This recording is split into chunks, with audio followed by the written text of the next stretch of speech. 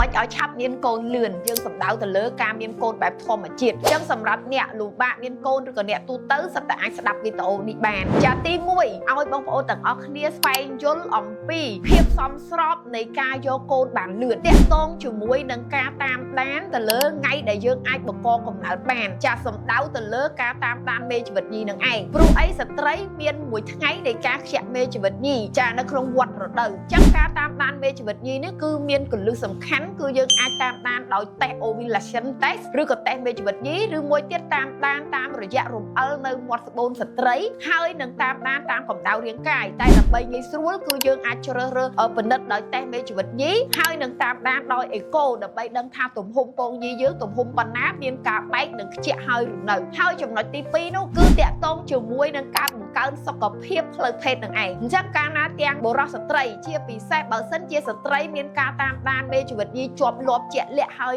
មានការខ្ជាក់មេជីវិតទៀងទាត់តែបើសុខភាពផ្លូវភេទរបស់ស្វាមីនិងភរិយានឹងមិនល្អឧទាហរណ៍ថាប្តីគាត់មានបញ្ហាខ្សោយផ្លូវភេទឆាប់ចេញទឹកកាមឬក៏រួមភេទមិនបានយូរឬក៏មានបញ្ហាខ្សោយមេជីវិតឈ្មោលទោះជាស្ត្រីមានមេជីវិតញីបែបណាក៏ដោយក៏មិនអាចមានការបង្កកំណើតបានងាយដែរហើយក៏វាឈានទៅដល់ការមិនអាចមានកូនដែរបើសិនជាបុរសមិនមានមេជីវិតឈ្មោលតែម្ដងអញ្ចឹងកន្លែងនេះត្រូវតែបង្កើនសុខភាពចាផ្លូវភេទទាំងបុរសទាំងស្ត្រីតាមរយៈការស្វែងយល់ឲ្យដឹងថាយើងមានវិបត្តិសុខភាពផ្លូវភេទណាមួយអត់ហើយដោះស្រាយទៅលើវិបត្តិសុខភាពផ្លូវភេទនឹងឯងទី3តាក់ទងជាមួយនឹងចំណេះដឹងជុំវិញការរួមភេទឲ្យចំថ្ងៃមានកូនឬក៏តិចនិចនៅក្នុងការរួមភេទតែម្ដងព្រោះអីបងប្អូនខ្លះយល់ខុសគាត់ចង់បានកូនគឺគាត់រួមភេទញឹកញាប់ញឹកមែនតើសឹងថាមួយថ្ងៃរាប់ដងអត់អស់ហ្មងណាដោយសារតែគាត់គិតថារួមភេទកាន់តែញឹកកាន់តែមានកូនអាហ្នឹងគឺខុសហើយកាលណាដែលយើងរួមភេទញឹកពេកអាការផលិតរបស់មេជីវិតឈ្មោលហ្នឹងផលិតអត់ទាន់ទេចាមួយទៀតគឺកម្លាំងធម៌ពលហ្នឹងក៏វាអត់គ្រប់គ្រាន់ដែរសំខាន់នោះគឺអត់ចំថ្ងៃខ្ជាប់មេជីវិតអញ្ចឹងតិចនិចនៅក្នុងការរួមភេទគឺ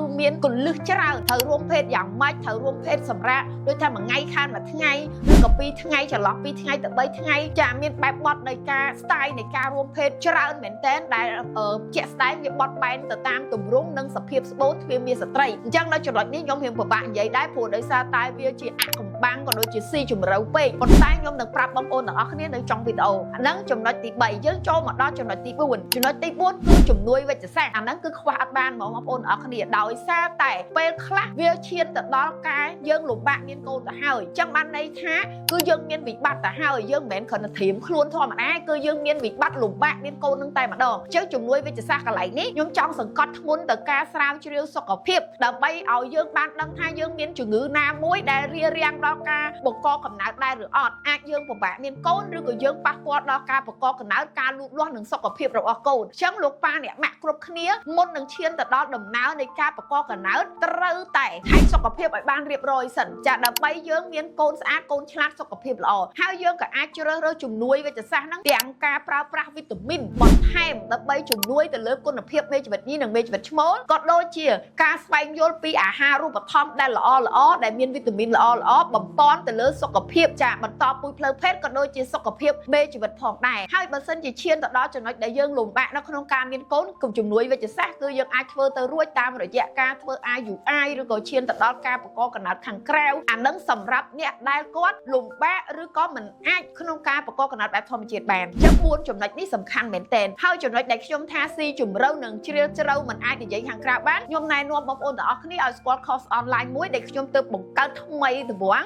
ដំណឹងដល់ពិសេសមួយសម្រាប់បងប្អូនទាំងអស់គ្នាពីខ្ញុំអ្នកគ្រូសីពៅខ្ញុំបានបង្កើត course online មួយឈ្មោះថា The Power of Fertilization ដែលយើងផ្ដោតទៅលើការបង្កកំណើតបែបធម្មជាតិលឿនហើយនិងងាយស្រួលចាជាគន្លឹះសំខាន់ជុំវិញមូលហេតុដំណោះស្រាយហើយក៏ដូចជាការបញ្ចូលនៅធម៌ពល mindset មួយចំនួនដើម្បីឲ្យការបង្កកំណើតរបស់បងប្អូនទាំងអស់គ្នាអ្នកលំបាកមានកូនឬក៏អ្នកចង់បានកូនបែបធម្មជាតិឬក៏អ្នកចង់ស្វែងយល់ជុំវិញបញ្ហាមានកូនជុំវិញបញ្ហាបង្កកំណើតហ្នឹងគឺបងប្អូនអាចចូលទៅរៀននៅក្នុង course online ហ្នឹងដែលមាន workshop ជាច្រើនដែលយើងអាចចែករំលែកនៅខាងក្រៅបានអញ្ចឹងសម្រាប់អ្នកដែលគាត់ចាប់អារម្មណ៍ complete inbox យើងនឹងទទួលបាន special ជាកាដូពិសេសផងដែរចាអរគុណ